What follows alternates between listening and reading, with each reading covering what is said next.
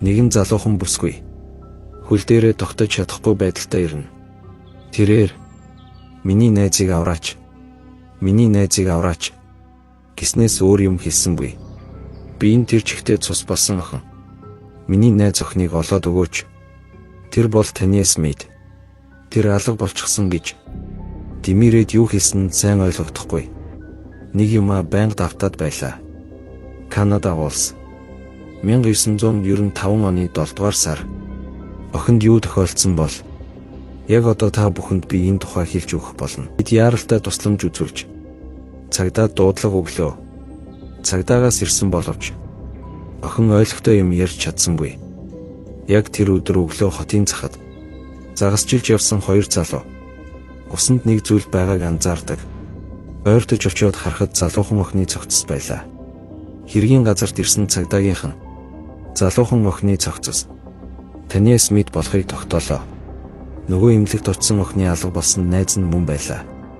Нилээн олон шарх авсан охины цогцос биендээ ямар ч хувцасгүй байлаа. Ойролцоо газруудаас энд тэндээс хувцснууд нь олдлоо. Хамгийн сонирхолтой алуулсан охины хувцснууд модны мөчөрт үлгөөтэй байсан. Үүнээс үзэхэд албаар хэн нэгний анхааралд өртөх гэснээс гарцаагүй. Ихэвчлэн гэмт хэрэгтэнгүүд хийсэн хэргийн уул мөрийг балдаг бол энэ харин эсрэгээрээ байсан юм. Мэргэжилтнүүдийн хэлснээр таны Смит толгойдоо маш хүнд сохилтууд авснаар нас барьсан байжээ. Үүний толгой нь яс хавирга. Гарууд нь хугарсан байна. Үүнээс гадна охины биеийн зарим хэсэгт шүдэрээ хатсан уул мөр байлаа. Тэд гэмт хэрэгтний ДНК-г олсон боловч одоохондоо тус болсонгүй. Учир нь одоохондоо с ижиглэхээр хэн нэгэн байгаагүй юм аа. Тиймээс ДНК-г харьцуулах ямар ч боломжгүй байлаа. Хэд хоног өнгөрсний дараа эмнэлэгт байгаа найз охин Мерсиг хэрл ухаан орлоо. Охин тэр өдөр болсон явдлаа цагдаад ярьж өглөө. 7 сарын 2-ны орой 17 настай Мерси таны хоёр үдшилхийн тараад гэрлүүгээ харж явсан. Гинэт бутны дундаас нэг залуу гарч ирээд охтуудыг хүчээр гарнаас нь чирээд бут руу оруулна. Охтуудыг бутны дунд аваачиж цохиураар айлган сүрдүүлээд таниад хувцсаа тайл гэж тушаав. Охтууд маш их айж сандарсан байв. Таны хувцсаа тайлсны дараа залуу түүнийг газар хэвтхийг тушаав. Магадгүй тэр тухайн үед хүчирхийлэл үйлдэх санаатай байж болох юм. Залуу таны руу ойртож цохиураа газар тавилаа. Мерси тэр үед цохиурын аваад залууг цохих гэсэн боловч 17 настай жоохон охины хүч хүрсэнгүй. Тэр үед залуу цохиурын булаан авч өөрийг нь хид хідэн удаа цохиод авав. Толгоондоо цохилт авсан Мерси ухаан алдаж унав. Мерси ухаан орж нүдээ нээхэд өөрийн 5 цагийн үе байлаа. Ойр орчмоос найз охинж нөгөө залууч харагдсангүй. Арай гэж унаж босоод явсаар эмнэлгийн гадаа очсон нь тэр юм. Хохирогч охин залууг дүрсэлж өгснөөр түүний аман зургийг гаргаж ирв. Гэвч толгоондоо хүчтэй цохилт авсан охин гэмт хэрэг үйлдсэн газрыг санахгүй байлаа. 7 сарын 17-нд мөрдөн байцаагч руу үл таних хэн нэгнээс дуудлага орж ирв. Утасны санаас нэг эрэгтэй хүн тэр өдөр Мерсиг эмнэлэгт би хүргэж өгсөн гэж хэлнэ. Гэтэл Мерси эмнэлэгт өөрөө очсон гэж хэлсэн байсан. Өдрийн 15 цаг 35 минут нөгөө эрэгтэйгээс дахиад дуудлага орж ирнэ. Та нар миний хэн болохыг хурдан олж мэдхийг хүсэж байна шүү. Таны охиныг хазах сайхан байсан. Гээд хэргийн талаар хид хідэн юм хэлж өгнө. Таны охиныг хазсны тухай мөрдөн байцаагчаас өөр хинч мэдэх ёсгүй. Тиймээс мөрдөн байцаагч руу залгасан хүн гэмт хэрэгтэн гэдэг нь тодорхой байлаа. Утсаар ярьсан газар руу цагдаагийн байгууллагаас яваад очив. Гэмт хэрэгтэн гудамжны утаснаас ярьсан байж очиход тэнд хинч байсангүй. Утаснаас гарын хий аваад үдсэн боловч маш олон гарын хий байсан тул мэдэх боломжгүй байлаа. Орой нөгөө залуу дахиад цагдаагийн газар руу залгана. Гарын хий үлдээхээр намайг тэнэг гэж бодсон уу? Ингэж хэлэхэд тэр цагдаагийн албан хаагч нарыг холоос ажиглаж зогсож байсан байж тэр инээгээд цагдаагийн албан хаагч нарыг доромжлох сайхан байлаа. Дараа нь тэр ингэж хэлв. Би та нарт намайг барих боломж олгож байна.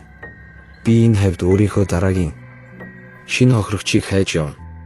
Хотын иргэдийг энэ мэдээлэл маш ихээр сандаргав. Харин цагдаагийн албан хаагчид юу ч хийж чадахгүй байлаа. Ингэж хийсний дараа гэмт хэрэгтэн хэсэг алга болов. Энэ нь цагдаагийн байгууллагыг сандаргаж байлаа. Учир нь шинэ гэмт хэрэг гарахаас өмнө ямар нэгэн арга хэмжээ авах хэрэгтэй байсан. Гэмт хэрэгтний цагдаагийн байгууллага руу уцтаж доромжилсныг харахаар хүмүүсийн анхаарлыг татахыг, мөн хотын иргэдийг сандраахыг хүсэж байгаа нь тодорхой байлаа. Цагдаагийн алба.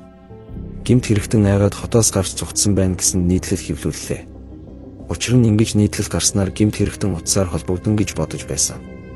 1996 оны 4-р сард орон нутгийн үндэсний телевизийн газарт үл таних этгээдээс дуудлага ирнэ.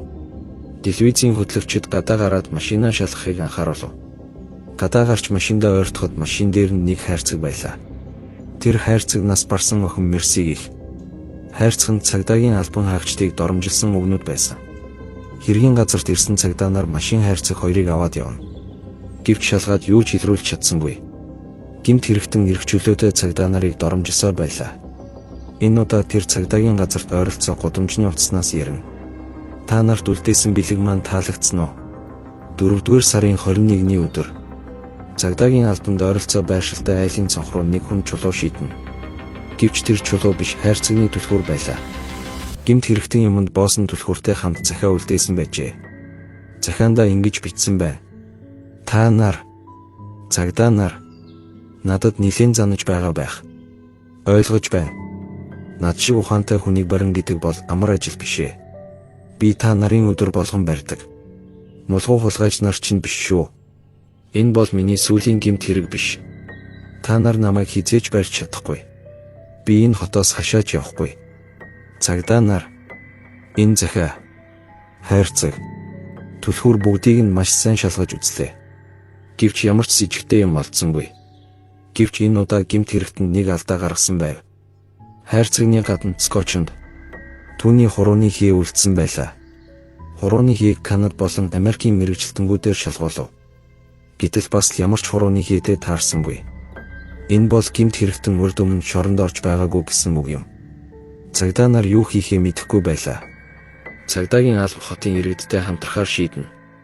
Ингээд иргэдээс тусламж хүслээ. Тэд иргэдээс тусгай дугаар руу холбогдож гэмт хэрэгтний хоолойг сонсхийг уриалав. Учир нь хэн нэгэн гэмт хэрэгтний хоолойг нь таньж магадгүй гэж бодсон юм. Нэг хүн цагдаагийн байгууллагад гэмт хэрэгтний хоолойг таньсан тухай мэдээлэл өгөв. Тэд өөрийнхөө хүү байна гэдгийг хэлнэ. 31 настай Дэвид Драйвер эхнэр хүүхэдтэй. Түүний аав нь цагдаагийн байгууллагад ажиллаж байсан. Цагдаагийн байгууллагаас түүний гэрт нь очиж ДНК шинжилгээ хийлгэж хурууны хийгээ өгөхийг хүсэн. Гэтэл Дэвид Драйвер өмгөөлөгчтэй зөвлөлдөж шийдвэр гаргана гэдгийг хэлв. Тун удахгүй Дэвид Драйвер хурууны хийг нь авахыг нь зөвшөөрнө. Тэрээр бүх шинжилгээ хийж дуусгаад шинжилгээг устгахыг цагдаагийн байгууллагаас хүслээ. Ингээд 1996 оны 5 дугаар сарын 3-нд өмгөөлөгчтэй хамт цагдаагийн байгууллагад иржээ. Тэр Скотчд наалдсан хурууны хийгийн талаар ямар ч мэдээлэлгүй байлаа. Дэвид Драйвераас мөрдөн байцаагч мэдүүлэг авч байхад нөгөө өрөөнд түүний хурууны хийг Скотчд наалдсан хурууны хийтэй харьцуулж шалгаж байлаа.